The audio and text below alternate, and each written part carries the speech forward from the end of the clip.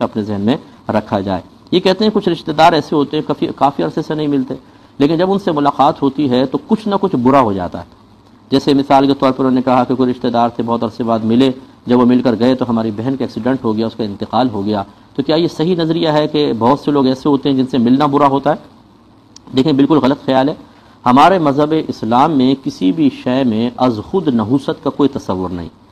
از خود کا مطلب کیا ہے کہ جیسے یہ گلاس پڑا ہوا ہے میرے لیے منحوس ہے کہ نہیں، تو یہ میں کہوں شاید ہے، یہ نہیں، اس طرح یہ از خود نہیں۔ ہاں یہ ہو سکتا ہے کہ کسی چیز سے آپ کو نقصان پہنچے،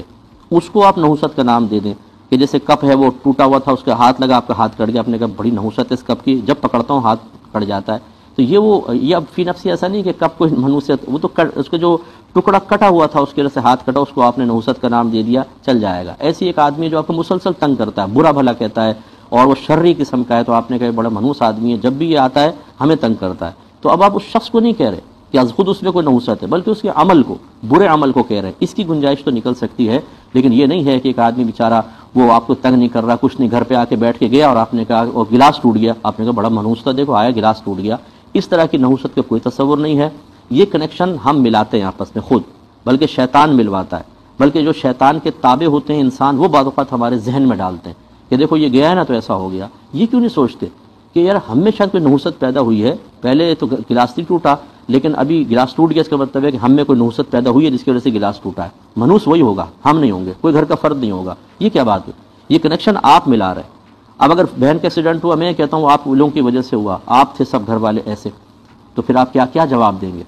تو یہ کوئی مطلب یہ کہ جو چیز شریعت سے ثابت نہ ہو، شریعت بلکہ اس کا انکار کرتی ہو، خواہ مخواہ اس میں کنیکشن ملا کر ایک چیز کو برا بھلا کہہ کر اس کے بارے میں بدگمانی پیدا کرنا، بلکہ دوسروں کے دل میں ڈالنا، یہ نہ تو دین کی خدمت ہے، نہ اسلام کی تعلیم کی روشنی میں کوئی نتیجے نکالنے کا ایک مثبت طریقہ ہے، بلکہ یہ گناہ گار کروا دے گا، اور جتنے لوگ اس سے بدظن ہو کے اس سے کٹنا شروع کریں گے، قطع رحمی کریں گے، ان سب کا وبال بھی ہمارے سر۔ بلکہ اگر ہم بھی اس قسم کی بے سروپا باتوں پر کسی سے رشتہ توڑ دیتے ہیں یا اس سے نہیں ملتے ہیں، یہ قطع رحمی کے تحت آئے گا، جو حرام اور گناہ کبیرہ ہے۔ یہ کہتے ہیں تو اب آ جائیں ذرا حضرت شیخ عبد القادر جیلانی رضی اللہ تعالیٰ عنہ کی طرف۔ آپ عموماً دیکھیں گے پوسٹرز میں لگا ہوگا غوث اعظم دستگیر، پیران پیر، پیر طریقت، رہبر شریعت، اس طرح کے القابات، اور یہ کہنے میں کوئی حرج نہیں ہے، لیکن کہیں شاید ہی آپ نے دیکھا ہو کہ یوں لکھا ہو مفتی شیخ عبد القادر جیلانی یا علامہ شیخ عبد القادر جیلانی، یہ اکثر آپ نہیں دیکھیں گے۔ حالانکہ سیدنا شیخ عبد القادر جیلانی رضی اللہ تعالی عنہ جس طرح تصوف کی دنیا کے شہنشاہ ہیں، بادشاہ ہیں، اسی طرح بہت بڑے علامہ بھی تھے اور بہت بڑے مفتی بھی تھے۔ آپ کے صاحبزادے ارشاد فرماتے ہیں کہ جب عراق میں کوئی مسئلہ آتا اور بعض اوقات علماء اس کے حل سے عاجز آ جاتے تو والد صاحب کی خدمت میں پیش کیا جاتا تھا اور آپ فوراً اس کو حل کر دیا کرتے تھے۔ حضرت شیخ عبد القادر جیلانی رضی اللہ تعالیٰ عنہ نے باقاعدہ علم دین سیکھنے کے لیے تقریباً 18 سال کی عمر میں سفر فرمایا، اور تسلسل سے علم ظاہر سیکھتے سیکھتے پھر ایک وقت ایسا آیا کہ آپ الحمدللہ بہت بڑے عالم اور بہت بڑے مفتی کی حیثیت سے متعارف ہوئے، اور اس کے بعد آپ کے تصوف کی دنیا تو ایک آپ سب اس سے لوگ وابستہ ہی ہیں۔ تو لہٰذا اس آیت کی روشنی میں اگر شیخ عبد القادر جیلانی رضی اللہ تعالیٰ عنہ کی حیات طیبہ کا مطالعہ کیا جائے تو آپ یہ دیکھیں گے کہ آپ صاحب علم بھی ہیں، صاحب تقوی ہیں، ظاہر باشرح ہے، اور الحمدللہ حسنی حسینی سید ہیں، خاندانی نسبت بھی ہے، اور گناہ تو آپ کے قریب آنے کی جرأت اور ہمت بھی نہیں کر سکتا تھا۔ تو جو آپ کے ماننے والے ہیں، جو آپ سے محبت کرنے والے ہیں، جو خصوصاً ایسے حضرات ہیں کہ جو اپنے آپ کو پیر کی حیثیت سے متعارف کرتے ہیں اور پھر شیخ عبد القادر جیلانی رضی اللہ تعالیٰ عنہ کے واقعات اور آپ کی کرامات پبلک میں سنا کر، گویا کہ کرامت تو غوث پاک کی سناتے ہیں اور ظاہر بظاہر ایسا کرتے ہیں کہ جیسے یہ مجھ سے کرامت کا ظہور ہوا ہے، ایسا بھی ہم نے دیکھا ہے۔ لیکن یہ اچھے پیروں کی بات نہیں کر رہا ہوں، ان کی کر رہا ہوں جو جعلی قسم کے ہیں اور اس قسم کی باتوں کو بیان کر کے اپنے لیے لوگوں میں عزت کے پہلو تلاش کرتے ہیں۔ اس پہ ذرا توجہ فرمائیں۔ ہمارے سیدنا شیخ عبد القادر جیلانی رضی اللہ تعالیٰ عنہ، جو یقیناً اللہ تعالیٰ کی بارگاہ کے بہت بڑے بزرگ تھے، ان کے نام کو اس طرح کیش کرنا کہ اپنے لیے عزت کے پہلو انسان تلاش کرے، دنیاوی فائدے حاصل کرنے کی کوشش کرے، لیکن جب آپ کی سیرت و کردار کو اپنانے کی باری آئے، جب واقعی اصلاً جو معیار ولایت ہے اس پہ اترنے کی باری آئے تو پھر کنی کاٹ لی جائے اور آدمی کترا کے نکل جائے، یہ غلط طریقہ کار ہے۔ ایسے لوگوں کو پہچانیے اور ان سے اپنی گھر والوں کی عزتیں محفوظ کریں، اپنی جیبیں محفوظ کریں، ورنہ نہ عزت بچے گی اور نہ جیب میں مال بچے گا۔ ایسے ایسے لوگ آپ کو ملیں گے کہ جو نمازیں نہیں پڑھیں گے، اور جب ان سے کہا جائے کہ جی پیر صاحب نماز کیوں نہیں پڑھتے ہیں تو جواب دیتے ہیں کہ جی آپ کو نہیں پتہ، یہ دل کی نماز پڑھتے ہیں۔ ان کی فجر ہوتی ہے مکے میں، ظہر ہوتی ہے مدینے میں، عصر ہوتی ہے بغداد میں، مغرب ہوتی ہے سیدنا معین الدین چشتی اجمیری رحمۃ اللہ علیہ کے مزار پر، اور عشاء پڑھتے ہیں داتا صاحب پہ جا کے، اور پیر صاحب بیٹھے ہوئے وہیں پر ہی۔ تو مریدین بھی پھر انہی کے پیچھے جماعت کی نیت کر لیتے ہیں، اور وہ بھی چلتے پھرتے ہی نماز ادا کر لیتے ہیں۔ ماذ اللہ صبح ماذ اللہ، ایسی دل کی نماز کسی نبی نے پڑھی ہے، کسی صحابی نے پڑھی ہے، کسی ولی نے پڑھی ہے؟ اور اس طرح کہنا کہ تم لوگ تو ماذ اللہ دکھاوا کر رہے ہو، اصل تو دل کی نماز ہوتی ہے، لا حول ولا قوت الا باللہ۔ یاد رکھیں کہ یہ بہت سخت جملہ ہے۔ میرے آقا صلی اللہ علیہ وسلم نے تا حیات ظاہری عبادت ہی اختیار فرمائی ہے، اور پھر جو باطنی معاملات ہیں وہ تو علیحدہ ہیں ہی ہیں۔ تو یہ ایک شیطانی وسوسہ ہوتا ہے، یہ نفس پرست لوگ ہوتے ہیں جو نفس کے تابع ہو کر اس قسم کی باتیں کر کے لوگوں کو بھی گمراہ کرتے ہیں، بے عمل رکھتے ہیں، اور انہیں کہتے ہیں کہ عمل کی کوئی ضرورت نہیں ہے، عمل وہ کرے کہ جو اللہ تک نہ پہنچا، اور ہم تو پہنچ چکے ہیں۔ جنید بغدادی صاحب رحمۃ اللہ علیہ کے پاس کچھ لوگ آئے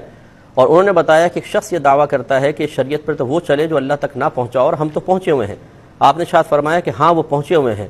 لیکن کہاں پہنچے ہیں؟ فرمایا وہ جہنم کے اندر پہنچے ہوئے ہیں، کیونکہ شریعت پر عمل کرنا انتہائی ضروری ہے۔ جو شریعت کو چھوڑ کر کوئی اور راستہ اختیار کرے گا وہ تباہ و برباد ہوگا۔ اس پہ میں ایک بات پہ اور کلام کروں گا، انشاءاللہ پھر جوابات کی طرف آئیں گے، لیکن کالر منتظر ہیں۔ السلام علیکم۔ تو آپ کی خدمت میں گزارش کی کہ اس طرح لوگوں کو آپ پہچانیں۔ اچھے جو مشائخ ہیں، بعمل ہیں، ان کا ظاہر باشرہ ہے، جن کی واضح علامت یہ ہے کہ ان کو آپ دیکھیں گے تو آپ کو خدا یاد آئے گا، آخرت یاد آئے گی، توبہ کی طرف ذہن جائے گا، عمل کی طرف ذہن جائے گا، آپ کو نمازیں پڑھنے کو دل چاہے گا۔ جب وہ گفتگو کریں گے تو آپ کے علم دین میں اضافہ ہوگا، اور جب وہ خاموش ہوں گے تو ان کی زبان نہیں بلکہ ان کا عمل ہی آپ کو نصیحت کرنے کے لیے کافی ہو جائے گا۔ ایسے اکابرین کو آپ تلاش کریں جو اس دنیا میں اب بھی موجود ہیں اور بے شمار موجود ہیں۔ یہ ہم اس قسم کے جعلی قسم کے لوگوں کے درمیان رہ کر خود ان کو عزتیں دیتے ہیں، ان کو پیسہ دیتے ہیں، ان کے فسق و فجور کے باوجود ان کی بزرگی کو تسلیم کرتے ہیں، تو بتائیے پھر یہ کس طریقے سے اصلاح پذیر ہوں گے اور گناہوں کا سلسلہ چھوڑیں گے؟ اس لیے تھوڑا سا ہوش میں آنے کی ضرورت ہے۔ ایک اور کالر ہے۔ السلام علیکم۔ تو بس آخر میں خلاصہ یہی ہے کہ تمام دیکھنے والے بھائی اور بہنوں سے میری گزارش ہے کہ سیدنا شیخ عبد القادر جیلانی رضی اللہ تعالی عنہ کو صرف ایک بزرگ کی حیثیت سے دیکھتے ہوئے ان کے واقعات کو بیان کرنے تک اپنے آپ کو محدود نہ رکھیں، بلکہ حقیقتاً ان کی سیرت کا مطالعہ کر کے اپنی عملی زندگی پر ایک محاسبانہ نظر ڈالیں۔ اکابرین کے واقعات، ان کی محافل اسی لیے قائم کی جاتی ہیں کہ ان کی عظمت، ان کی محبت ہمارے دل میں بڑھے، اور وہ پیار اور محبت ہمیں ان کی سیرت کو اختیار کرنے اور ان کی اطاعت کرنے کی طرف مائل کرے۔